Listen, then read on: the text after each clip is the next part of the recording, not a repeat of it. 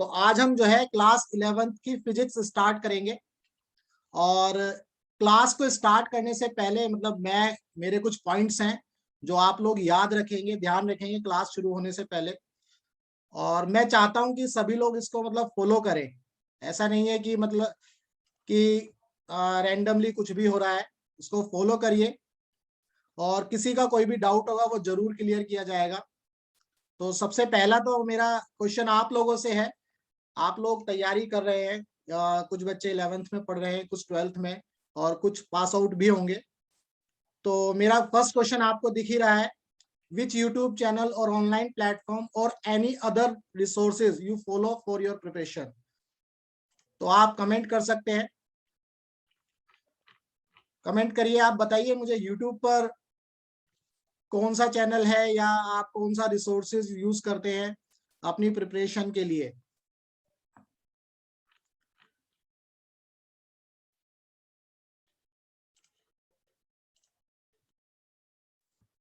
Good. तो physics वाला भी हैं और अलग पांडे जी और अनअकैडमी पर भी हैं काफी बच्चे ऑनलाइन। Very good. फिजिक्स वाला वेरी फेमस। Okay, good. चलिए, तो मुझे आंसर मिल गया है कि काफी बच्चे जो है फिजिक्स वाला और अनअकैडमी को फॉलो करते हैं। ठीक है, चलिए तो स्टार्ट करते हैं। अभी हम अपना मेरा जो सेकंड पॉइंट है, सेकंड पॉइंट ये है कि देखो क्या है, जैसे इस क्लास में, या मैं अगर ये बोलना चाहूं,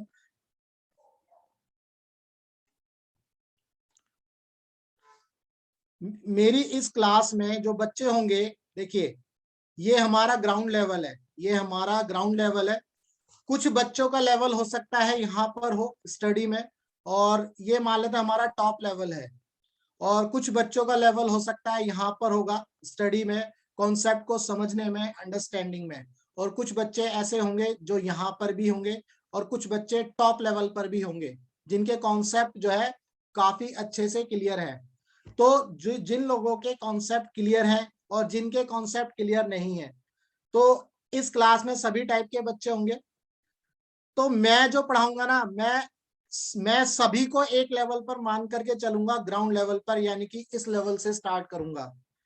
किसी का कोई भी डाउट होगा उसको क्लियर किया जाएगा, कोई इशू नहीं है उसमें।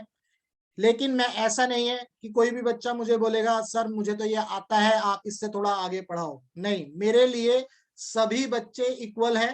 तो मैं जो है अपने पेस से पढ़ाऊंगा, और बिल्कुल बेसिक से पढ़ाऊंगा, बहुत अच्छे से पढ़ाऊंगा। कोई उस किसी भी कॉन्सेप्ट को समझने में किसी को भी कोई दिक्कत नहीं होगी, ये मैं आपसे प्रॉमिस करता हूं। ठीक है, तो ये बात ध्यान रखिए रखिए कि मैं बिल्कुल बेसिक से पढ़ाऊंगा, मेरे लिए सारे बच्चे सेम है। दूसरा, थर्ड पॉइंट, जब मैं क्लास लूंगा, जब भी मैं कोई टॉपिक पढ़ाऊंगा, उस टॉपिक के दौरान उस टॉपिक के दौरान प्लीज कोई भी कमेंट नहीं करेगा, कोई भी कमेंट नहीं करेगा जब मैं टॉपिक को पढ़ाऊंगा, किसी भी टॉपिक को एक्सप्लेन करूंगा। ठीक है। चौथा पॉइंट, हम 1 घंटे की क्लास में लास्ट के 15 मिनट डाउट के लिए रखेंगे। हम 1 घंटे की क्लास में डाउट के लिए 15 मिनट रखेंगे, और उस 15 मिनट में मैं जितने भी डाउट्स होंगे उनको कोशिश करूंगा सॉल्व करने की, क्लियर करूंगा आपके जो भी डाउट्स होंगे। ठीक है। पांचवा पॉइंट, स्पून फीडिंग मैं बिल्कुल नहीं करूंगा, क्योंकि हम लोगों को आदत हो गई है स्पून फीडिंग की। हमें नोट्स दे दिए जाते हैं, है ना, बुक्स में लिखा हुआ है, टीचर बता देता है कि आप ये पढ़ लो।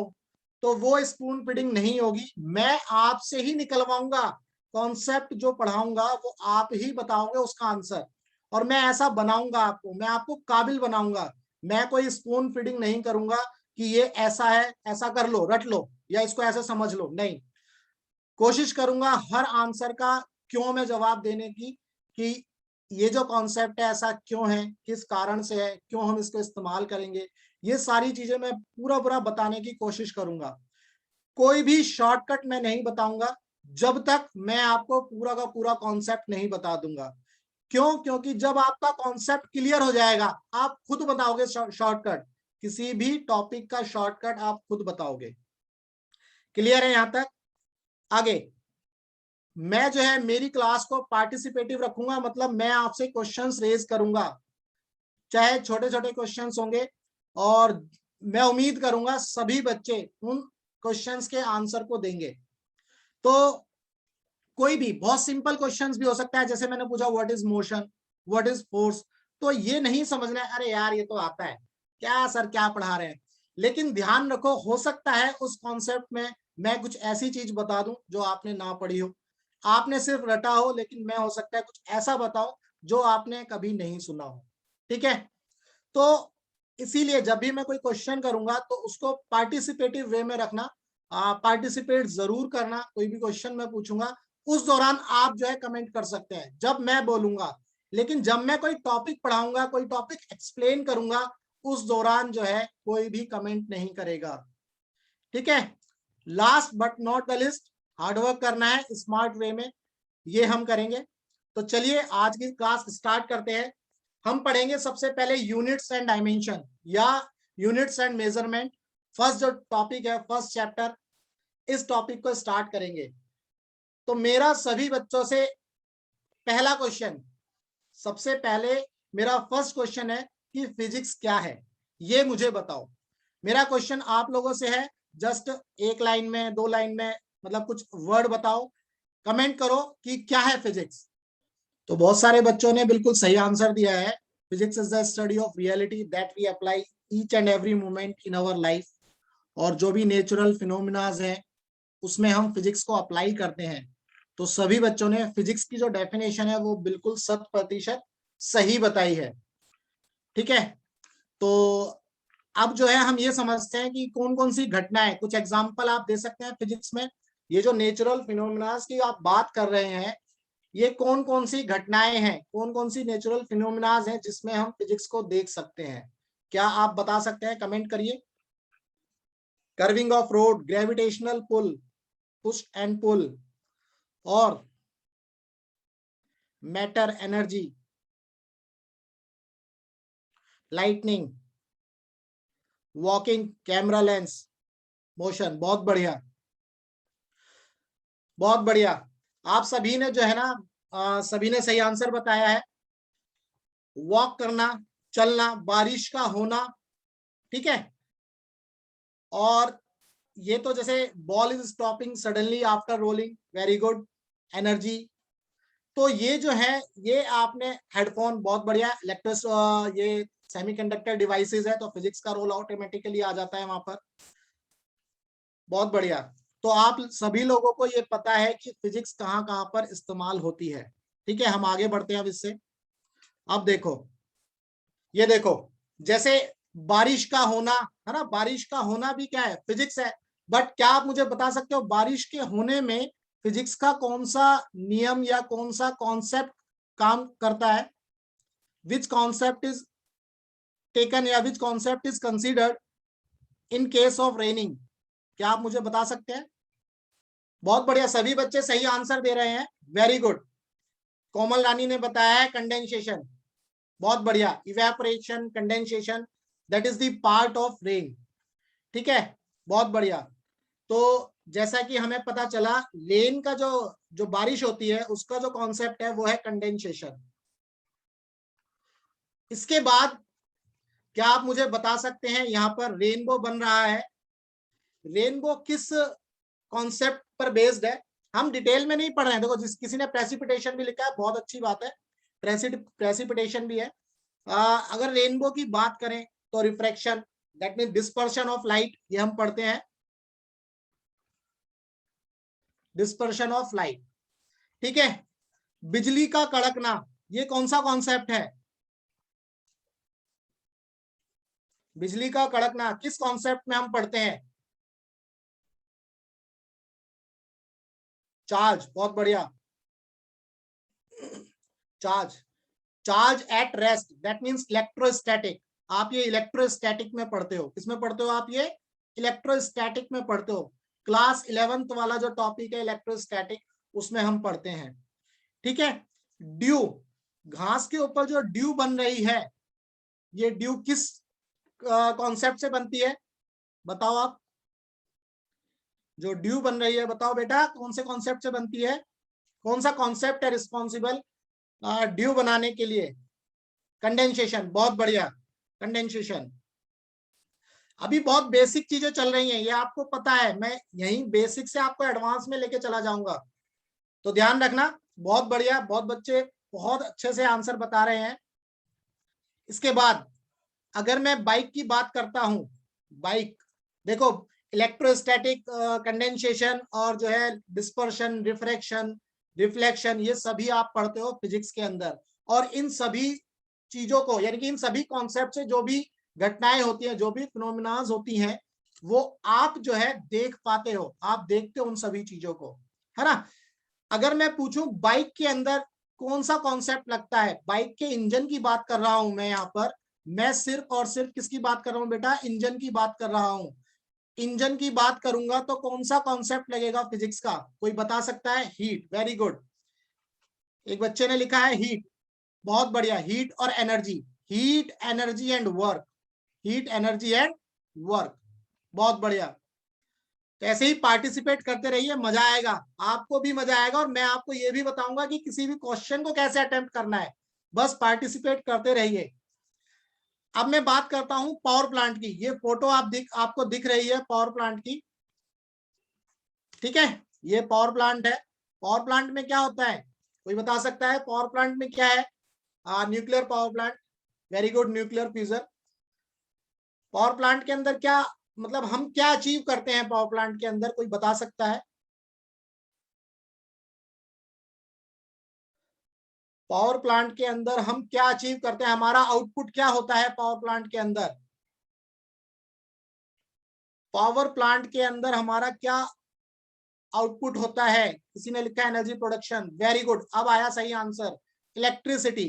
पावर प्लांट के अंदर जो हमारा आउटपुट होता है वो इलेक्ट्रिसिटी होता है, ठीक है। पावर प्लांट के अंदर हमारा जो आउटपुट है वो इलेक्ट्रिसिटी होता है। ये इलेक्ट्रिसिटी क्या है? एनर्जी, और एनर्जी हम कहाँ पढ़ते हैं? फिजिक्स के अंदर पढ़ते हैं। इसका जो इनपुट है वो भी एक एनर्जी की ही फॉर्म होगी। अगर मैं फ्यूल लूंगा, अगर मैं फ्यूल लेता हूं, तो फ्यूल के अंदर क्या होती है? काइनेटिक, फ्यूल के अंदर केमिकल एनर्जी होती है, तो वही केमिकल एनर्जी को हम यूटिलाइज करते हैं किसमें कन्वर्ट करने के लिए? हीट एनर्जी में कन्वर्ट करने के लिए। फिर उस हीट एनर्जी को कन्वर्ट करते हैं इलेक्ट्रिकल एनर्जी में, जिससे हमें इलेक्ट्रिक करंट मिलती है, ठीक है। ये थी पावर प्लांट की बात। अगर इसके अपोजिट में बाइक की बात करता हूं, देखो बाइक के अंदर क्या होता है, हमें इलेक्ट्रिकल एनर्जी तो नहीं मिलती, हमें क्या मिलती है? जो एनर्जी, केमिकल एनर्जी थी पेट्रोल की या डीजल की, उस केमिकल एनर्जी को हमने इस्तेमाल किया वर्क आउटपुट में। किसमें इस्तेमाल किया? वर्क आउटपुट में। क्लियर है? यहां तक क्लियर है? बाइक के अंदर हमने जो है केमिकल एनर्जी ऑफ फ्यूल को इस्तेमाल किया किसमें कन्वर्ट करने के लिए? मैकेनिकल एनर्जी, यानी कि रोटेशनल एनर्जी आप बोल सकते हो, तभी तो बाइक मूव करती है। वर्क आउटपुट आप बोल सकते हो, किसी भी टर्म में आप इस लाइन को बोल सकते हो कि वर्क आउटपुट बोलो या rotational, rotational output, rotational motion होता है ना, टायर आपके रोटेट करते हैं, तो रोटेशनल मोशन एक तरह का आउटपुट ही है, ठीक है। तो अगर क्लियर है तो वाई फॉर यस और एन फॉर नो बोलिए। यहां तक क्लियर है? Very good. तो इसका मतलब सभी बच्चों को यहां तक क्लियर हो गया कि फिजिक्स के अंदर जितनी भी हमारे आसपास चारों तरफ जो घटनाएं होती हैं वो सभी फिजिक्स से रिलेटेड है, वो सभी किससे रिलेटेड है? फिजिक्स से। तो चलिए अब आगे बढ़ते हैं। ये डायग्राम क्या आप मुझे समझा सकते हो, मैंने ऐसा डायग्राम क्यों बनाया है? ये आपने मूवी का सीन है, मूवी में देखा है आपने, कौन सी मूवी है? थ्री इडियट, थ्री इडियट का मूवी, थ्री इडियट मूवी का सीन है ये। तो मैं यहां पर आपको ये बोलना चाहता हूं कि पेन की निब से लेकर के, पेन की निब से लेकर के पैंट की जिप तक जो है फिजिक्स है। यहां पर लिखा है मशीन, और मशीन के अंदर जो भी कॉन्सेप्ट होता है वो फिजिक्स का ही होता है। मशीन के जितने भी पार्ट्स हम पढ़ते हैं, चाहे वो पंप हो, ये आपने पंप वर्ड सुना है बिल्कुल, घरों में जो पानी का पंप होता है वो भी एक तरीके से मशीन है। है ना, फैन चल रहा है वो भी एक मशीन है। तो इन सभी चीजों में फिजिक्स आती है, फिजिक्स आती है। वेरी गुड, एक बच्चे ने आंसर दिया है, मशीन जो है हमारी रोजमर्रा की जिंदगी को आसान बनाती है। तो फिजिक्स जो है, अगर मैं मशीन की बात करूंगा तो फिजिक्स ऑटोमेटिकली आएगी ही आएगी। क्लियर है? अब नीचे जो डायग्राम दिया है मैंने यहाँ पर ये दिखाया है आपको, सुई है ना, कपड़ा सिलते हैं जिससे ये सुई है, सुई से लेकर के रॉकेट तक भी फिजिक्स है, सुई से लेकर के रॉकेट तक भी फिजिक्स है। तो अब ये फिजिक्स का जो कॉन्सेप्ट है आपको क्लियर हो गया है कि हमारे आसपास जितनी भी घटनाएं हैं, जो भी नेचुरल फिनोमेनाज हो रही हैं, उन सभी को हम किससे एक्सप्लेन करते हैं? फिजिक्स से, है ना, फिजिक्स से एक्सप्लेन करते हैं। अब आगे बढ़ते हैं, देखो, अच्छा इससे आगे बढ़ेंगे अभी, ठीक है। अब इस डायग्राम को कोई समझा सकता है, ऐसा डायग्राम मैंने क्यों बनाया है?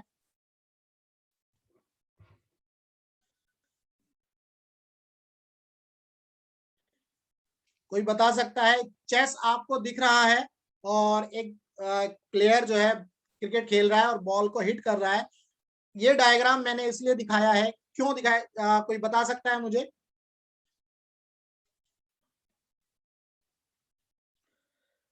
बेटा बहुत बेसिक से करेंगे, ध्यान रखना, बिल्कुल बेसिक से एडवांस लेवल तक का कराऊंगा, ये ध्यान रखना। कोई भी टफ क्वेश्चन होगा उसको भी मैं बताऊंगा, ये मत समझना सर जो है बहुत ही सिंपल चीजें पूछ रहे हैं।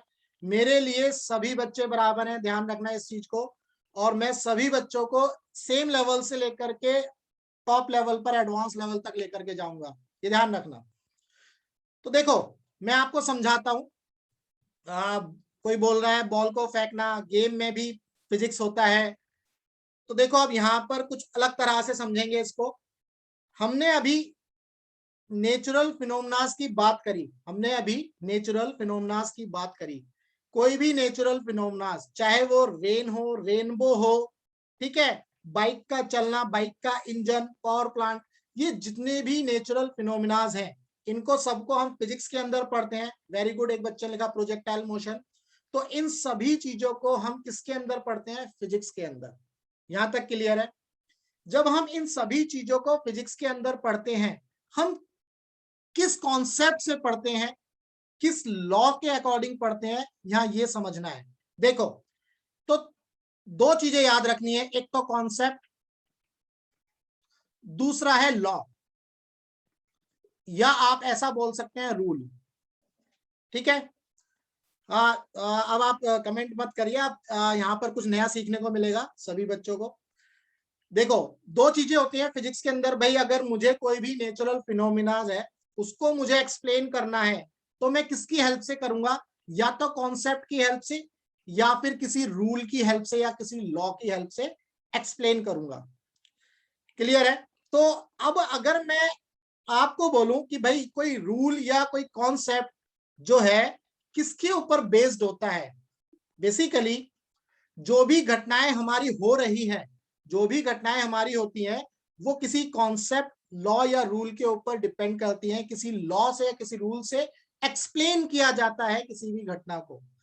अब चेस का एग्जांपल लेते हैं हम, देखो आपको समझ में आएगा।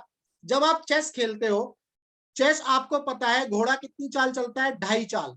आपको पता है अगर मैं घोड़े की बात करूं तो वो 2.5 चाल चलता है। अगर मैं हाथी की बात करूंगा तो वो स्ट्रेट चलेगा, हाथी की बात करूंगा तो वो स्ट्रेट चलेगा। ऐसे ही अगर मैं क्रिकेट की बात करता हूं, अगर मैं क्रिकेट की बात करता हूं, अगर एक बैट्समैन ने 6 हिट किया, तो अंपायर जो है 6 का जो सिंबल है वो 6 इस तरह से दिखाएगा। ऐसा तो नहीं है वो 6 इस तरह से दिखा देगा, 4 में तो नहीं दिखाएगा ना, 4 का जो क्या बोलते हैं, 4 जिस तरह से मूवमेंट करेगा इस तरह से तो नहीं दिखाएगा। भाई चौका लगाए तो डिसीजन चौके में तो नहीं देगा, 6 में ही देगा। किसी बॉलर ने अगर वाइड बॉल फेंकी है तो वाइड का इशारा वाइड वाइड के हिसाब से ही देगा। अब ऐसा तो नहीं है वाइड ऐसे बोल देगा भाई ये वाइड है, it is not like that. Similarly जितनी भी घटनाएं फिजिक्स के अंदर होंगी, हम उनको सभी घटनाओं को कॉन्सेप्ट, लॉ या रूल के अकॉर्डिंग ही एक्सप्लेन करते हैं। समझ में आया? जो भी गेम है, किसी भी गेम का एक रूल है, सम सेट ऑफ रूल्स हैं उस गेम को प्ले करने के लिए, उस गेम को प्ले करने के लिए सम सेट ऑफ रूल्स है। तो ऐसे ही फिजिक्स के अंदर भी किसी भी घटना को एक्सप्लेन करने के लिए, किसी भी फिनोमिना को एक्सप्लेन करने के लिए रूल्स हैं, कॉन्सेप्ट है, लॉ है। यहां तक क्लियर है? Y for yes, N for no.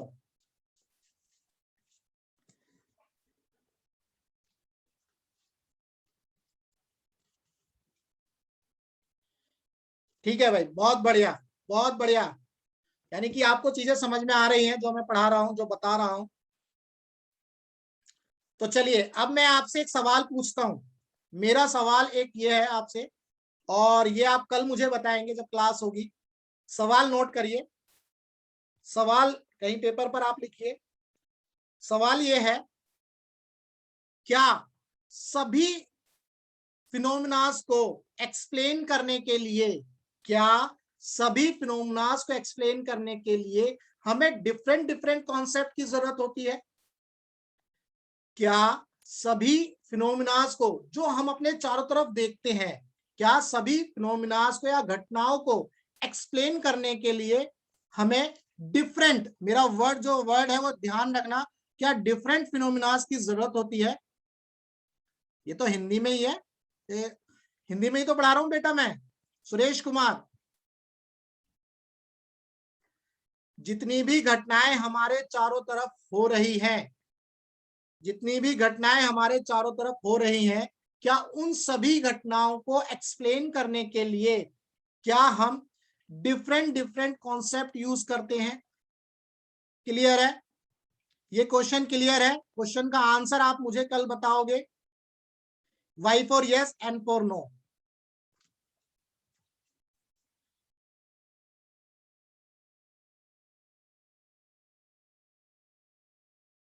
ठीक है, तो अब मैं उम्मीद करता हूं कल आप इसका आंसर बताओगे कि जितनी भी घटनाएं हमारे चारों तरफ हो रही हैं, क्या उन सभी घटनाओं को हम अलग अलग कॉन्सेप्ट से यूज एक्सप्लेन करते हैं? क्या हम उन सभी घटनाओं को अलग अलग कॉन्सेप्ट से एक्सप्लेन करते हैं? ये मेरा क्वेश्चन है और ये कल आप बताओगे। ठीक है, चलिए अब आगे बढ़ते हैं, आगे बढ़ते हैं हम फिजिक्स के अंदर ही, इस चैप्टर के अंदर। अब मैंने आपको ये एक्सप्लेन कर दिया कि भाई फिजिक्स के अंदर हम जितनी भी घटनाएं हैं उनको एक्सप्लेन करेंगे तो हम with the help of rule, law या कॉन्सेप्ट से एक्सप्लेन करेंगे। चलिए आगे बढ़ते हैं। अब इसमें देखें, अगर मैं सबसे पहले कॉन्सेप्ट की बात करता हूं, अगर मैं सबसे पहले कॉन्सेप्ट की बात करता हूं, अगर मैं बोलूंगा कि भाई एक कार जो है 20 किलोमीटर पर आवर की स्पीड से चल रही है, तो इसका मतलब यहां पर मैंने बोला स्पीड, एक कार जो है 20 किलोमीटर पर आवर की स्पीड से चल रही है, इसका मतलब यह है स्पीड। स्पीड क्या है? एक कॉन्सेप्ट है। स्पीड क्या है बेटा? एक कॉन्सेप्ट है। स्पीड एक कॉन्सेप्ट है, यानी कि जब मुझे स्पीड बताना है तो डिस्टेंस अपॉन टाइम, हम कॉन्सेप्ट पढ़ते हैं स्पीड का, है ना? ऐसे ही अब मैं अगर रूल की बात करूं या लॉ की बात करूं, लॉ या रूल की बात करता हूं, आप सभी बच्चों ने बहुत सारे लॉ पढ़े हैं। 10th में बहुत सिंपल एक लॉ पढ़ा है, ओम्स लॉ। ओम्स लॉ क्या होता है? V is equal to I R, ये आपने पढ़ा है, V is equal to I R, ये ओम्स लॉ आप सभी ने पढ़ा है। अगर मैं ग्रेविटेशनल में बात करता हूं, law of gravitation, law of gravitation क्या होता है मेरे बच्चों? F is equal to G into M1 M2 upon में आर स्क्वायर, ये लॉ है। क्लियर है? यहां पर देखो, आपको समझ में आया law? V is equal to I R, ये हमारा ओम्स लॉ है, ये हमारा ओम्स लॉ है, और ये हमारा लॉ ऑफ ग्रेविटेशन या ग्रेविटेशनल फोर्स आप बोल सकते हैं इसको, ग्रेविटेशनल फोर्स।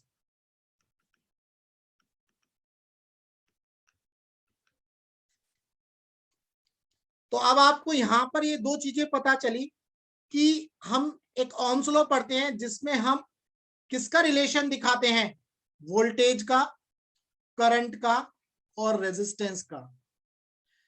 जब हम ग्रेविटेशनल फोर्स की बात करते हैं, जब हम ग्रेविटेशनल फोर्स की बात करते हैं, दो बॉडी जिनके अंदर मास होगा, उन दो बॉडी के अंदर जो मास होगा, जिन दो बॉडी के अंदर मास होगा, उन दो बॉडी के बीच में फोर्स ऑफ अट्रैक्शन लगता है। उस फोर्स ऑफ अट्रैक्शन को हम क्या बोलते हैं? Gravitational force. उसका ये फॉर्मूला है G into M1 M2 upon में R²। क्लियर है यहां तक? Y for yes and for no, यहां तक क्लियर है?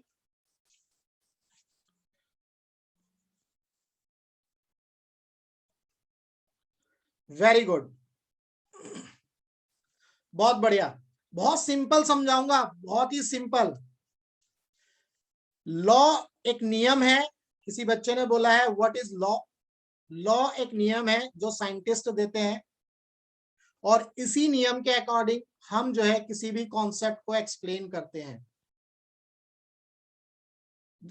सुरेश कुमार बेटा, हमने कल जब ओरिएंटेशन लिया था तो हमने बताया था कि हमारा जो टेक्स्ट होगा वो इंग्लिश में होगा, लेकिन हम हिंदी में भी एक्सप्लेन करेंगे, लेकिन लिखेंगे हिंदी में नहीं।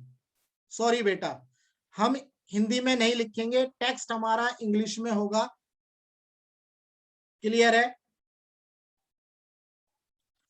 तो विजय सर, हाँ, ये एक्चुअली मुझे क्या लग रहा है, इनको वो प्रॉब्लम हो रही है हिंदी में ये लॉ को क्या बोलते हैं, कॉन्सेप्ट को क्या बोलते हैं, हिंदी मीनिंग वगैरह, अगर हो आई थिंक लॉ सके तो मैं बता रहा हाँ हूँ, नियम नियम। हाँ हाँ अच्छा ठीक है, चलिए। जी। नहीं नहीं, वह ठीक है, उसको भी देखता हूं मैं, उसको भी उसी तरह से एक्सप्लेन करने के लिए। अच्छा ठीक है, तो अच्छा चलिए ये बताइए। अच्छा, बहुत सारे बच्चे, कुछ बच्चे ये भी लिख रहे हैं जी क्या है, M1 क्या है, M2 क्या है, R² क्या है। इसको भी छोड़ देते हैं, छोड़ दो इसको। ओम्स लॉ पढ़ा है, Y for yes and for no. Ohm's law तो पढ़ा है, सिर्फ ओम्स लॉ की बात करते हैं हम, बाकी छोड़ दो। ओम्स लॉ तो सभी ने पढ़ा है। जिस बच्चे ने मुझे अभी ये क्वेश्चन किया था G क्या है, M1 क्या है, क्या उस बच्चे ने ओम्स लॉ पढ़ा है? क्या नाम था बच्चे का?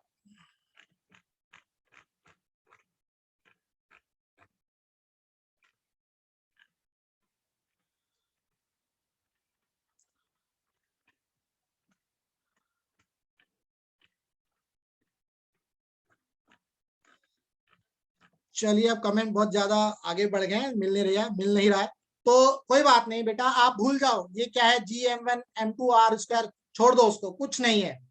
आपने, मैं उम्मीद करता हूं 10th क्लास में ओम्स लॉ पढ़ा है। अब हम यहां से आगे बढ़ेंगे, यहां से हम आगे बढ़ेंगे। अब देखो, जब हम फिजिक्स के अंदर किसी भी घटना को एक्सप्लेन करते हैं, किसी भी नेचुरल फिनोमेना को एक्सप्लेन करते हैं, तो हमें क्या चाहिए? कॉन्सेप्ट चाहिए, कोई रूल चाहिए, या लॉ चाहिए, हिंदी में बोलते हैं नियम। जैसे हमारा कॉन्स्टिट्यूशन, हमारा संविधान, हमारे संविधान में भाई नियम है ना, उसी संविधान के अकॉर्डिंग हमारी जो कंट्री है वो रन कर रही है। सिमिलरली फिजिक्स के अंदर भी कॉन्सेप्ट होंगे, लॉ होंगे, या फिर रूल होंगे। हिंदी में बोलते हैं इनको नियम। तो अब आपको पता चला फिजिक्स के अंदर नेचुरल फिनोमेना उनको एक्सप्लेन करना है लॉ, रूल या कॉन्सेप्ट से। अब इनको हमें, अब इन लॉ को, कॉन्सेप्ट को कैसे एक्सप्लेन करेंगे, ये भी तो एक क्वेश्चन है भाई। इस कॉन्सेप्ट को या इस लॉ को कैसे एक्सप्लेन करेंगे, ये भी तो हमारे सामने एक सवाल होना चाहिए भाई। अगर मैं ओम्स लॉ में v लिख रहा हूं, तो मैं इसको v क्यों लिख रहा हूं, ये पता होना चाहिए ना भाई। मैं v से ही क्यों लिख रहा हूं? मैंने यहां पर स्पीड क्यों नहीं लिखा? मैं लिख देता speed is equal to IR। समझ रहे हैं ना मेरी बात? तो यह ध्यान से समझना है, जो लॉ है, नियम है या कॉन्सेप्ट है, ये जो है भाई एक्सपेरिमेंट के बेसिस पर कुछ साइंटिस्ट ने डिस्कवर किए, उन बेसिस पर ये जो है लॉ दिए जाते हैं और कॉन्सेप्ट को समझाया जाता है। लेकिन इन कॉन्सेप्ट को समझाने के लिए, इन लॉ को समझाने के लिए हमें किस चीज की जरूरत पड़ती है? फिजिकल क्वांटिटीज की। किसकी जरूरत पड़ती है? फिजिकल क्वांटिटीज की।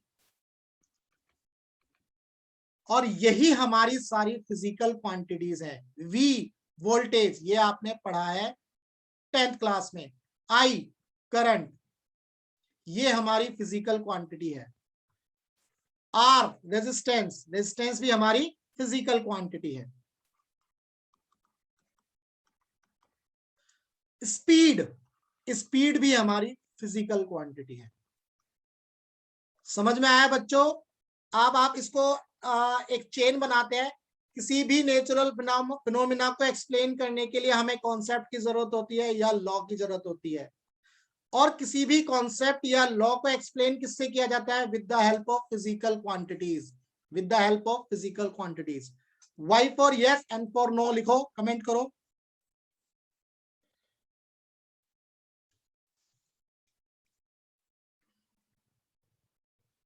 Very good. क्योंकि बहुत सारे बच्चे सोच रहे होंगे कि मैंने फिजिकल क्वांटिटीज से क्यों स्टार्ट नहीं किया। आई थिंक मुझे ऐसा लगता है क्योंकि सभी जो टीचर्स हैं वो फिजिकल क्वांटिटीज से ही एक्सप्लेन करते हैं चीजों को। तो लेकिन मैंने आपको एक बेसिक दिया कि किसी भी कॉन्सेप्ट को समझने के लिए हमें फिजिकल क्वांटिटीज का पता होना चाहिए। तो अब हम फिजिकल क्वांटिटीज में एंट्री करने वाले हैं। अब हम फिजिकल क्वांटिटीज में एंट्री करने वाले हैं। तो फिजिकल क्वांटिटीज, चलो बताओ, फिजिकल क्वांटिटीज तो मैंने बता दी कि भाई किसी यही डेफिनेशन है फिजिकल क्वांटिटीज की। किसी भी लॉ को, किसी भी कॉन्सेप्ट को अगर मुझे एक्सप्लेन करना है, किसी भी लॉ को, किसी भी कॉन्सेप्ट को अगर मुझे एक्सप्लेन करना है तो हमें फिजिकल क्वांटिटीज की जरूरत होती है। ठीक है। अब इसका दूसरा वे समझेंगे, हम दूसरे तरीके से और समझेंगे फिजिकल क्वांटिटीज को।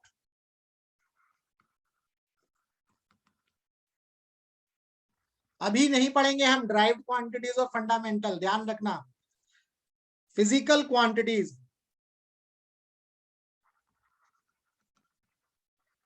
Physical quantities. तो फिजिकल क्वांटिटीज में अभी मैं आपसे दो सवाल करूंगा, उन दो सवाल के आंसर देना। दो सवाल करूंगा मैं, दो सवालों के आपको जो है आंसर देने हैं बच्चों। ये इंग्लिश वाले सवाल हैं इसलिए मैं हिंदी में लिखूंगा। कुछ भी लिख सकते हैं हम। चलो लिखते हैं।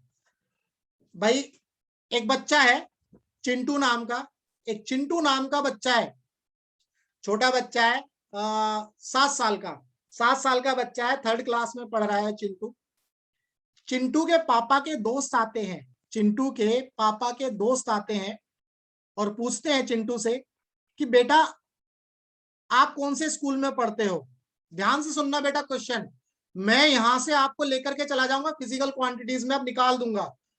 ठीक है, अभी तक आपने सिर्फ डेफिनेशन पढ़ी है, इसको समझा नहीं है, फील नहीं किया, लेकिन यहां पर आप फील करोगे, ध्यान रखना। तो मेरा क्वेश्चन जो है ध्यान से समझना। एक बच्चा है चिंटू, चिंटू के पिताजी, चिंटू के पापा जी के फ्रेंड आते हैं घर पर और वो चिंटू से पूछते हैं बेटा चिंटू आप कौन से स्कूल में पढ़ते हो। तो चिंटू जो है जवाब दे देता है कि अंकल जी मैं जो है XYZ स्कूल में पढ़ता हूं। चिंटू जवाब देता है मैं XYZ स्कूल में पढ़ता हूं। अब अंकल जी का जो है दूसरा सवाल होता है, दूसरा सवाल क्या होता है मैं वो यहां लिख रहा हूं। दूसरा सवाल मैं यहां पर लिख रहा हूं, ध्यान रखना।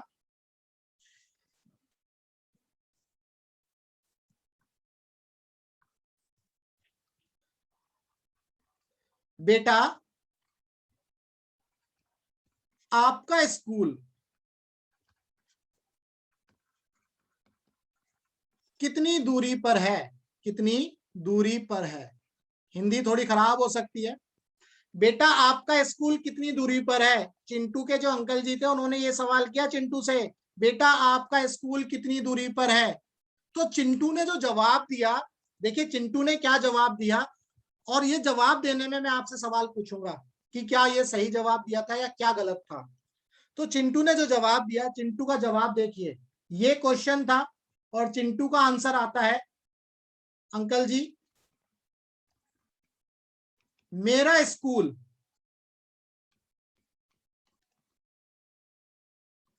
बस थोड़ी ही दूर पर है, थोड़ी ही दूर है, चलो थोड़ी ही दूर है। क्या फिजिक्स के अकॉर्डिंग क्या ये आंसर सही है या नहीं। Y for yes and for no.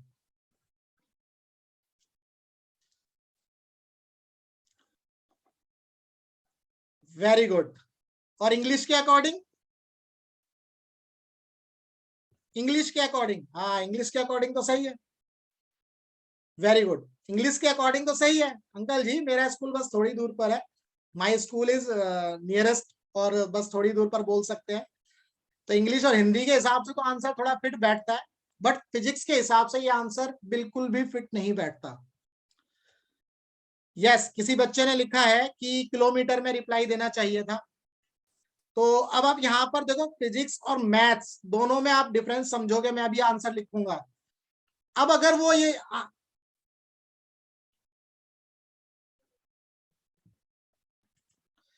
अब अगर जो है, अब जो है अगर चिंटू बोलता कि अंकल जी मेरा स्कूल जो है, अब देखो अगला आंसर, चिंटू ने अगर ऐसा आंसर दिया होता, चिंटू ने अगर यह आंसर दिया होता, अंकल जी मेरा स्कूल 4, मैं यहां छोड़ देता हूं, दूरी पर है, क्या यह आंसर सही होता? Y for yes, N for no. बहुत बेसिक से बताऊंगा, किसी भी तरह की कोई जल्दबाजी नहीं है, यू विल लव इट, आपको मजा आएगा कि ये ना भाई कॉन्सेप्ट क्लियर होगा। नहीं, बिल्कुल भी, बहुत सही, बिल्कुल सही जवाब, ये आंसर भी सही नहीं है। तो अगर चिंटू ये बोलता कि 4 km यानी कि किलोमीटर, km मतलब किलोमीटर, अब चिंटू का आंसर जो है बिल्कुल सही हो जाता। क्यों बिल्कुल सही हो जाता ना? Y for yes, very good. तो अब चिंटू का जो आंसर है वो बिल्कुल सही सही हो जाता कि अंकल जी मेरा स्कूल जो है 4 किलोमीटर की दूरी पर है। बहुत बढ़िया। अब इसको समझते हैं भाई, इस 4 किलोमीटर को समझेंगे हम। इस 4 किलोमीटर को क्या समझना है, ये देखो, ये 4 है और ये किलोमीटर है। ये 4 और किलोमीटर दो चीजें अलग अलग है, दो चीजें अलग अलग है। 4 क्या है? वीडियो पॉज हो रहा है, डायरेक्शन की बात करेंगे जब हम वेक्टर पढ़ेंगे, चिंटू को वेक्टर नहीं पढ़ाया है अभी। 4 मैग्नीट्यूड है, 4 जो है मैग्नीट्यूड है, ये आप फिजिक्स में बता रहे हो, ये आप फिजिक्स में बता रहे हो 4 मैग्नीट्यूड है। मैथ्स में बताओ 4 क्या है? यस, मैथ्स के अंदर जो 4 है ये एक नंबर है, ये एक नंबर है। Very good. मैथ्स में अगर हम बात करेंगे तो 4 एक नंबर है। और जैसे ही मैंने इसके साथ किलोमीटर लिखा, और किलोमीटर क्या है? किलोमीटर क्या है बेटा बताओ? Unit, very good. अभी हम ये सारी चीजें डिटेल में और पढ़ेंगे, सभी चीजें दोबारा से डिटेल में पढ़ेंगे, अभी तो मैं आपको एक तरह से फील करा रहा हूं। तो अब आप मुझे यहाँ बता सकते हो कि मैथ्स और फिजिक्स में क्या रिलेशन है, क्या रिलेशन बन पा रहा है? मैथ्स और फिजिक्स में क्या रिलेशन बन पा रहा है? 4 एक नंबर है, किलोमीटर एक यूनिट है। बताओ, मैथ्स और फिजिक्स का अगर एक एक स्टेटमेंट लिखा जाए, वो स्टेटमेंट क्या है, वो आप बता सकते हो क्या?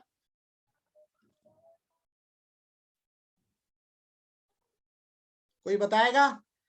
मैथ्स और फिजिक्स के अंदर एक रिलेशन आया, ये तो अभी आप फिजिक्स की बात कर रहे हो, number into unit is equal to distance.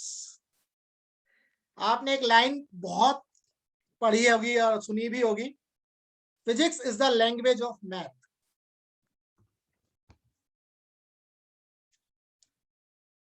उल्टा तो नहीं बोल दिया मैंने? Physics is the language of math और maths is the language of physics. Maths is the heart of physics, किसी बच्चे ने लिखा है, वेरी गुड, बहुत बढ़िया। तो बेटा देखो, मैथ्स के बिना फिजिक्स नहीं पढ़ सकते, maths is the language of physics, maths के बिना फिजिक्स नहीं पढ़ सकते। तो ये जो नंबर है ना, नंबर 4, ये जो नंबर है, जब तक ये मैथ्स में बात करेंगे तो ये नंबर रहेगा, जैसे ही इसको फिजिक्स के अंदर लेकर के आ जाएंगे ये तुम्हारा मैग्नीट्यूड बन जाता है। बहुत बच्चों ने इसका आंसर दिया था मुझे। ये जो 4 है, मैथ्स में रहेगा तो एक नंबर रहेगा, डिजिट रहेगा, आप बोल सकते हो, लेकिन जैसे ही ये फिजिक्स के अंदर आ जाएगा ये 4 एक मैग्नीट्यूड बन जाएगा। तो मैथ्स जो है फिजिक्स की लैंग्वेज है, यानी कि हम फिजिक्स को मैथ्स की हेल्प से ही एक्सप्लेन कर सकते हैं। फिजिक्स को मैथ्स की हेल्प से ही एक्सप्लेन कर सकते हैं। और जो यूनिट है, यूनिट का बहुत स्पेसिफिक बताओ मुझे, यूनिट का यूज क्या है? बहुत ही स्पेसिफिक बताना है कि हम यूनिट से क्या डराइव करते हैं, बेसिकली हम यूनिट से क्या पता लगाते हैं, कोई बता सकता है?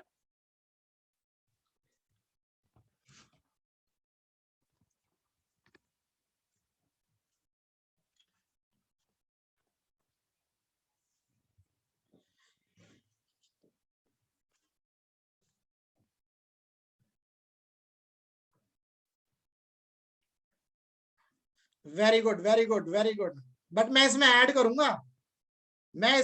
करूंगा, आपके इस मेजरमेंट वाले वर्ड में कुछ ऐड करूंगा। आप सभी बोल रहे हो मेजर मेजर मेजर मेजर करना, मेजर करना, मेजर करना। अगर मैं यूनिट के साथ, अगर मैं किसी नंबर के साथ यूनिट लिख दूंगा, तो सभी बच्चे लिख रहे हैं कि मेजरमेंट, क्योंकि बुक्स में पढ़ा है, बुक्स में यही पढ़ा है आपने भाई, यूनिट जो होती है मेजरमेंट में यूज होती है, मेजर करने के लिए यूज होती है। अगर मैं इसको ऐसा बोलूं, कि भाई एक नंबर के साथ अगर कोई यूनिट लगा दी, एक नंबर के पीछे एक यूनिट लगा दी, तो क्या आपको ये नहीं पता चलेगा कि वो कौन सी फिजिकल क्वांटिटी है? Y for yes, N for no. तो सबसे पहला पॉइंट तो यही था, किसी नंबर के साथ अगर आप यूनिट लिख दोगे ना, तो आपको ये पता चलेगा कि मेरे भाई ये कौन सी फिजिकल क्वांटिटी है। मेजरमेंट तो बाद की बात है, वो आप पढ़ते हो यूनिट कन्वर्जन में। भाई अगर मैं बोलूं 4 किलोमीटर, अब इसको मैं अगर यूनिट्स में इस तरह से भी लिख सकता हूं 4000 मीटर, तो ये मेजरमेंट वाली बात हो रही है यहां पर। लेकिन किसी भी नंबर के साथ अगर मैं यूनिट लिख दूंगा ना, सबसे पहला और सबसे फर्स्ट पॉइंट जो स्ट्राइक करना चाहिए माइंड में, वो एक फिजिकल क्वांटिटी की बात कर रहा है। देख लो, चाहे मैं लिखूंगा 2 kg, तो आपको क्या क्या पता चल रहा है? ये एक मास है। क्या पता चल रहा है? ये मास है। अब मैं कुछ क्वेश्चंस आपसे पूछूंगा तो कमेंट करना, तो मैं समझ पाऊंगा कि ये जो पॉइंट है क्लियर हो गया है। अगर मैं बोलूंगा 5 सेकेंड, कौन सी फिजिकल क्वांटिटी है? टाइम। वेरी गुड, बहुत बढ़िया। अगर मैं बोलता हूं 10 एम्पियर, कौन सी फिजिकल क्वांटिटी है? बहुत बढ़िया, समझ पा रहे हो ना? ये कोई मेजरमेंट नहीं कर रहा। मेजरमेंट तो भैया ये होता है ना, एक जो है 1 लीटर का, मान लो, अब मैं वॉल्यूम, चलो वॉल्यूम में समझाऊंगा। 1 लीटर, तो 1 लीटर जैसे ही मैंने लिखा तो आपके दिमाग में आ गया कि ये जो है वॉल्यूम है। किसकी बात हो रही है? वॉल्यूम की।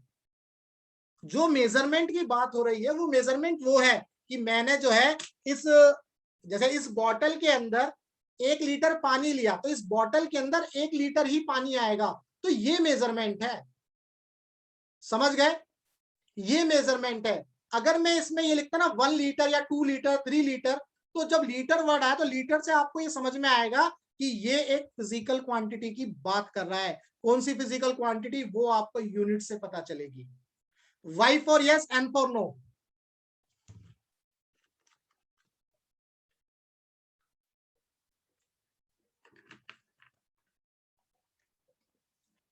चलो, बहुत बढ़िया। मैं जो है एक और चीज से रूबरू कराऊंगा आपको, एक और एग्जांपल से। भाई बुखार होता है, जब बुखार होता है तो किस में मेजर करते हैं? डिग्री में, डिग्री में मेजर करते हैं ना। अगर मैंने लिखा 100 डिग्री सेल्सियस, तो डिग्री सेल्सियस जैसे ही आपको पता चला, तो कौन सी यूनिट है? टेम्परेचर। कौन सी फिजिकल क्वांटिटी है? टेम्परेचर। बहुत बढ़िया। बिल्कुल, फारेनहाइट भी हो सकता है, र्यूमर स्केल भी हो सकता है, केल्विन भी हो सकता है। ये सब हम पढ़ेंगे थर्मोडायनामिक्स में। जब हम थर्मोडायनामिक्स पढ़ेंगे वहां पर देखेंगे। अभी तो सिर्फ इतना समझो कि अगर किसी नंबर के साथ यूनिट अटैच हो गई, तो आपको ये पता चल जाएगा कि ये कौन सी फिजिकल क्वांटिटी की बात हो रही है। यहां तक क्लियर है? Y for yes, N for no. इसके बाद आगे बढ़ते हैं। वेरी गुड, बहुत बढ़िया।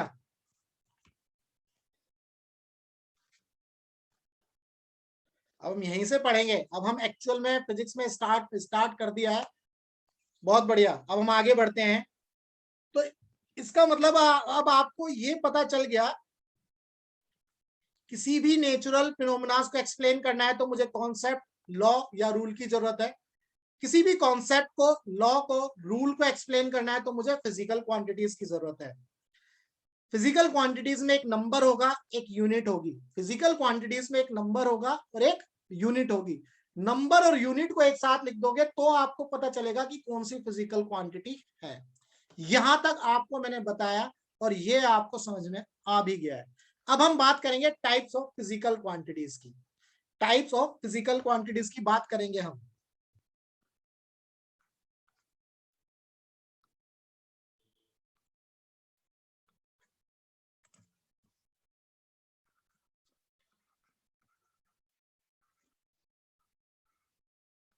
पीक्यू मतलब फिजिकल क्वांटिटीज।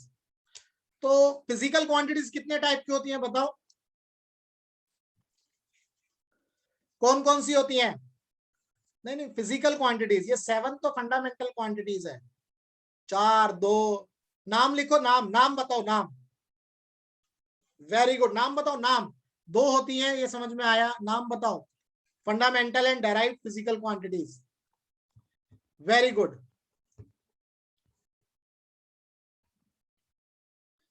स्केलर भी पढ़ेंगे। मैं फिजिकल क्वांटिटीज के 3 क्लासिफिकेशन बताऊंगा। अभी हम फर्स्ट क्लासिफिकेशन पढ़ रहे हैं।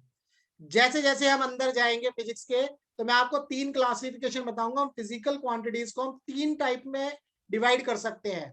आपने बुक्स में सिर्फ एक ही टाइप में पढ़ा है, हम 3 टाइप में पढ़ेंगे। 2 टाइप में भी पढ़ा है, स्केलर और वेक्टर भी पढ़ा है आपने।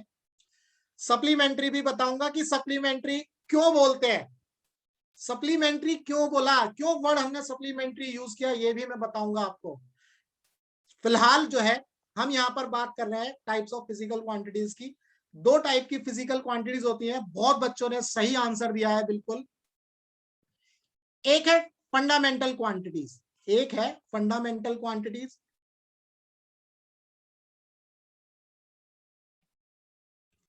सेकंड है, दूसरा जो है डेराइव्ड क्वांटिटीज। कौन सी है? Derived quantities.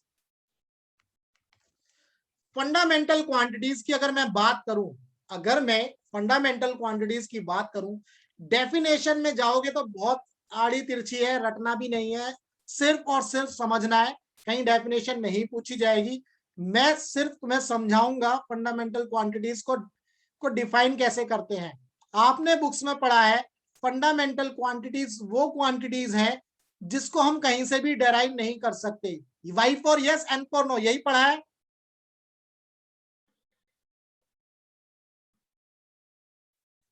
वेरी गुड, आपने बुक्स में यही पढ़ा है कि फंडामेंटल क्वांटिटीज को हम कहीं से भी डेराइव नहीं कर सकते, और डेराइव क्वांटिटीज को हम, फंडामेंटल का हिंदी नहीं पता यार, समरेश मैथिली जी, हिंदी इतना स्ट्रॉन्ग हिंदी तो मेरी भी नहीं है। मैं हिंदी में बोलूंगा जरूर, लेकिन पढ़ाऊंगा ये तो जो फिजिक्स के टर्म्स है वो इंग्लिश में ही रहने वाले हैं। चलिए इसको देखेंगे, ठीक है। तो चलिए आगे बढ़ते हैं। फंडामेंटल क्वांटिटीज, आपने यही पढ़ा है कि जो फंडामेंटल क्वांटिटीज है उनको हम किसी और क्वांटिटीज से डेराइव नहीं कर सकते। भाई क्यों नहीं कर सकते, कोई बता सकता है? हम क्यों नहीं कर सकते? आपने सिर्फ ये पढ़ा है कि हम डेराइव नहीं कर सकते। मेरा सवाल है क्यों नहीं कर सकते? कोई जवाब देगा इसका, या कोई देना चाहेगा जवाब?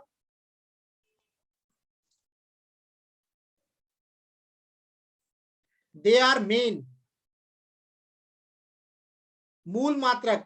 Thank you Priyanshu, thank you, आपने हिंदी में लिखा। समरेश जी, आपको फंडामेंटल क्वांटिटीज का जो मीनिंग है वो पता चल गया, मूल मात्रक। भाई इंडिपेंडेंट तो है ही।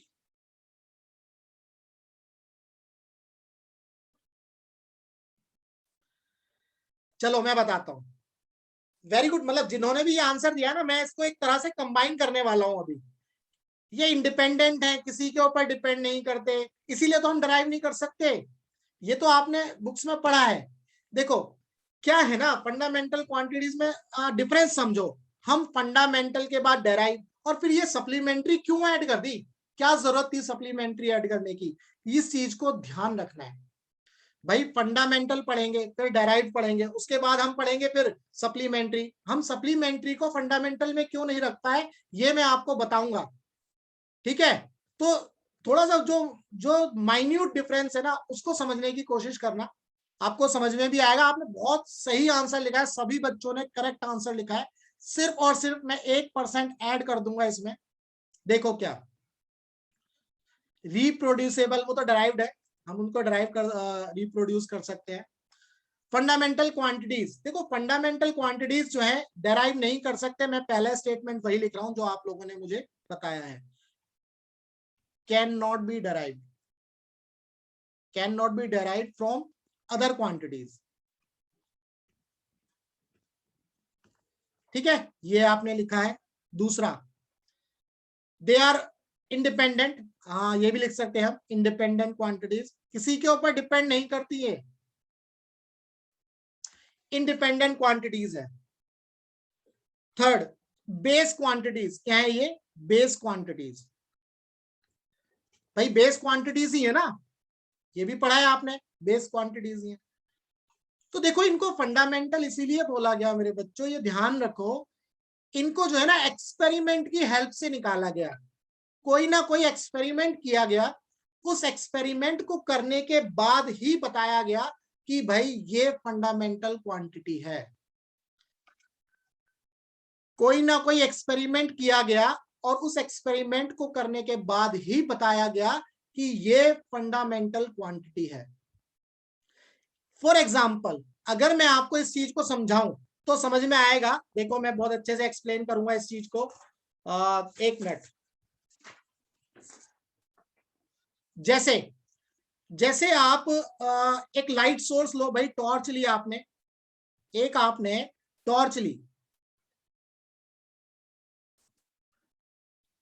वही एक्सप्लेन कर रहा हूं, वही एक्सप्लेन कर रहा हूं, मैं एक का बताऊंगा, बाकी आप एनसीईआरटी में पढ़ना या बुक्स में पढ़ना, जरूरत नहीं है इसको पढ़ने की, वैसे किसी भी एक्सपेरिमेंट को जरूरत नहीं है करने की, ये तो मैं एक्सप्लेन कर रहा हूं कि फंडामेंटल क्वांटिटीज को हम फंडामेंटल क्यों बोलते हैं। एक्सपेरिमेंट की हेल्प से ही इनको पता निकाला गया। मैं एक एग्जांपल लेकर के बता रहा हूं, बाकी आप जो है बुक से पढ़ना। आप बुक्स कौन सी लें, मैं आपको कम से कम 3 से 4 लेक्चर के बाद बताऊंगा। क्यों, क्योंकि मैं भी तो चाहता हूं भाई जो बच्चे मुझसे पढ़ रहे हैं वो कितना पार्टिसिपेटिव है, कितना पार्टिसिपेट कर रहे हैं। तो थोड़ा सा ठंड रखो, शांत रहो, बुक्स कौन सी ले बताऊंगा मैं। वेरी गुड, किसी ने लिखा है फंडामेंटल क्वांटिटीज, मीटर किलोग्राम, ये भी हम देखेंगे। तो चलो एक्सपेरिमेंट पर आते हैं। ये मान लेते हैं टॉर्च है भाई, ये एक टॉर्च है, एक लाइट सोर्स बोल सकते हैं इसको, क्या बोल सकते हैं, एक light source. Speed of light कितनी होती है, कमेंट में बताओ, स्पीड ऑफ लाइट कितनी होती है।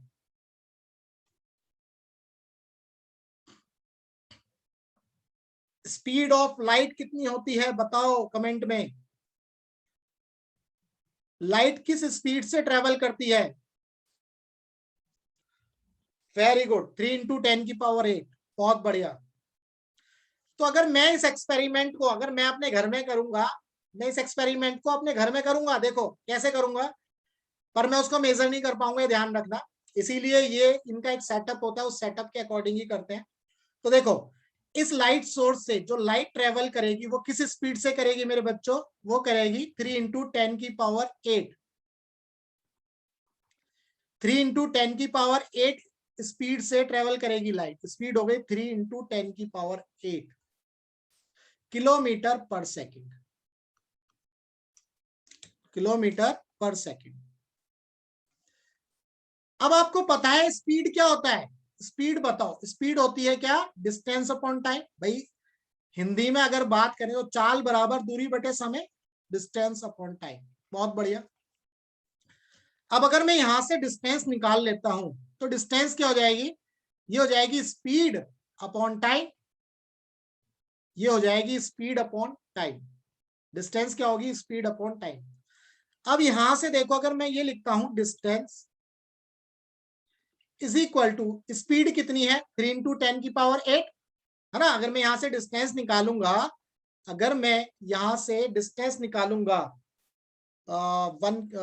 ये सॉरी मीटर है, मीटर पर सेकंड, किलोमीटर नहीं है भाई, मीटर पर सेकंड,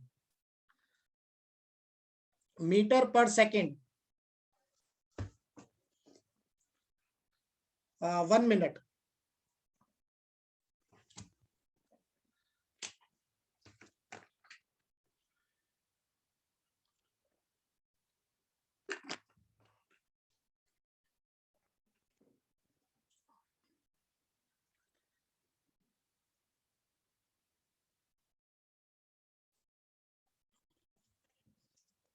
देखो तो डिस्टेंस क्या हो गई,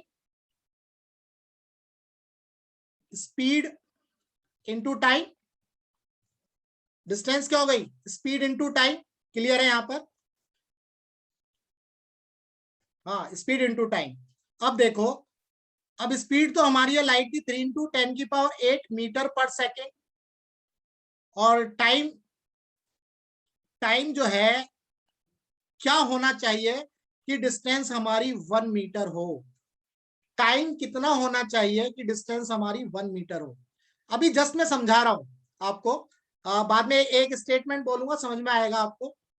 तो डिस्टेंस 1 मीटर करने के लिए, अगर मुझे डिस्टेंस 1 मीटर करनी है तो टाइम मेरा कितना होना चाहिए भाई, मैं ये लिख सकता हूं 3 into 10⁸ metre per second into 1 metre upon में सेकेंड, यानी कि मैं यहां सेकेंड लिखूंगा, सॉरी मतलब मैं 3 इंटू 10⁸ से ही मल्टीप्लाई करूंगा, 3 इंटू 10⁸ मीटर, सॉरी सेकेंड से मल्टीप्लाई करूंगा।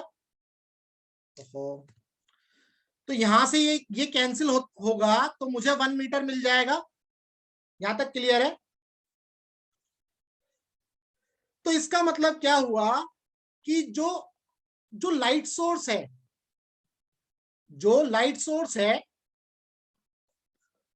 जो लाइट सोर्स है, अगर वो लाइट सोर्स जो है 1 मीटर ट्रेवल करेगा कितने सेकंड में, 1 सेकंड के इतने हिस्से में, 1/3 इंटू 10⁸ सेकंड, मतलब इतने हिस्से में लाइट ने, मान लो इतने टाइम में लाइट ने यहां से यहां तक जो डिस्टेंस ट्रेवल करी वो 1 मीटर कहलाई।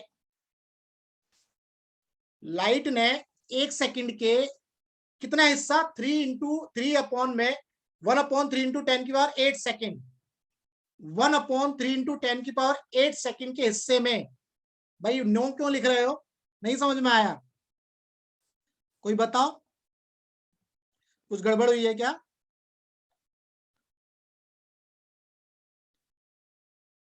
कुछ गलती हुई है कहीं पर, कोई बताओ, लिखो कमेंट करो। अच्छा चलो सब छोड़ दो, ये सब छोड़ दो, बस स्टेटमेंट समझो फिर।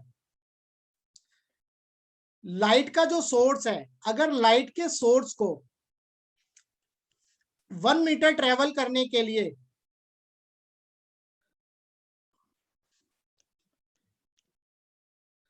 लाइट के सोर्स को, अच्छा 1 मिनट, टाइम कैसे कैलकुलेट किया,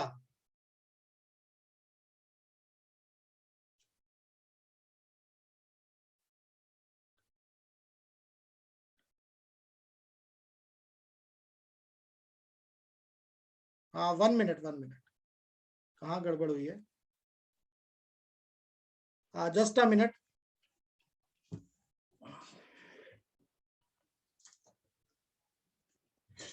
एक मिनट, 1 मिनट दो मुझे।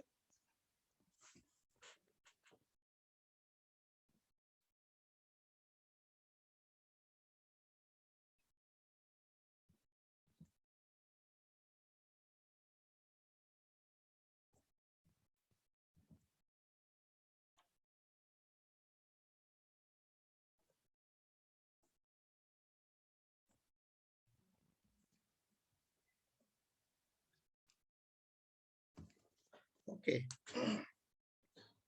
हाँ ये गड़बड़ हुई है, गड़बड़ समझ में आया भाई, गड़बड़ कहाँ हुई, यहाँ एक्सप्लेन करता हूँ चलो। स्पीड क्या होती है, स्पीड जो है हमारी होती है डिस्टेंस अपॉन टाइम। ये गड़बड़ हुई है, गड़बड़ जो हुई है अभी ध्यान नहीं दिया। इसको देखो, स्पीड क्या होती है, डिस्टेंस अपॉन टाइम। तो बच्चे ये यही कंफ्यूज हो गए कि ये मल्टीप्लाई कैसे हुआ। तो देखो, स्पीड थी हमारी 3 इंटू 10⁸ मीटर पर सेकेंड, यही स्पीड थी। इंटू टाइम को मैं यहां लिखता हूं इज इक्वल टू डिस्टेंस। अब 3 into 10⁸ metre per second into time कितना होना चाहिए। अगर मैं इसको इस तरह से लिखूं 1/3 इंटू 10⁸ सेकेंड, सेकेंड ऊपर आएगा, वो यहां गड़बड़ हो गई, सेकेंड नीचे आ गया इसलिए शायद कंफ्यूजन हुई है। देखो, तो आई थिंक अब क्लियर हो जाएगा। ये देखो, सेकंड से सेकंड जब कट जाएगा और ये 1 मीटर, यहां तक क्लियर है, आप समझ में आया। डिस्टेंस आपको कितनी मिलेगी? अच्छा, चलिए तो नेक्स्ट क्लास में मिलेंगे, हम यहां से आगे बढ़ेंगे। अच्छा, इसको कंप्लीट करते हैं, यहां तक समझ में आया। डिस्टेंस क्या हो गई, 1 मीटर मिली अब आपको। इसको कंप्लीट करते हैं पहले। तो अब आपको यहां से समझ में आया कि अगर टाइम, जो लाइट है, 1 सेकंड के इतने हिस्से में, 1 सेकंड के इतने हिस्से में जो लाइट सोर्स था हमारा, 1 सेकंड के इतने हिस्से में जो डिस्टेंस ट्रेवल करेगी वो 1 मीटर कहलाएगी।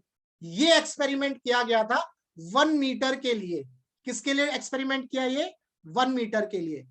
इसी तरह से बाकी जो फंडामेंटल क्वांटिटीज हैं उनके लिए एक्सपेरिमेंट किए गए, और उन सभी क्वांटिटीज को, जो भी एक्सपेरिमेंट किए गए और उनसे जो फंडामेंटल क्वांटिटीज आई, वो ऑल ओवर द वर्ल्ड जो है एक्सेप्टेबल थी, वो all over the world acceptable थी। तो यहां तक जो था फंडामेंटल क्वांटिटीज के बारे में था। अभी हम जो है आगे पढ़ेंगे फंडामेंटल क्वांटिटीज में कल की क्लास में। यहां तक क्लियर है? ये जो एक्सपेरिमेंट, ये जो मैं समझाना चाह रहा था, ये समझ में आया? Y for yes, N for no. I think अब डाउट क्लियर है आपका। वो जो सेकंड था वो नीचे लिखा रह गया, यहां आ गया सेकंड। आई थिंक अब क्लियर है। चलिए, तो अब क्लियर है तो बहुत बढ़िया। अब कल मिलेंगे हम अब इसी टाइम पर 6 बजे, और फंडामेंटल क्वांटिटीज को ही आगे से पढ़ना शुरू करेंगे। ठीक है, तो चलिए मिलते हैं अब नेक्स्ट क्लास में। बाय बाय, जय भीम सभी लोगों को।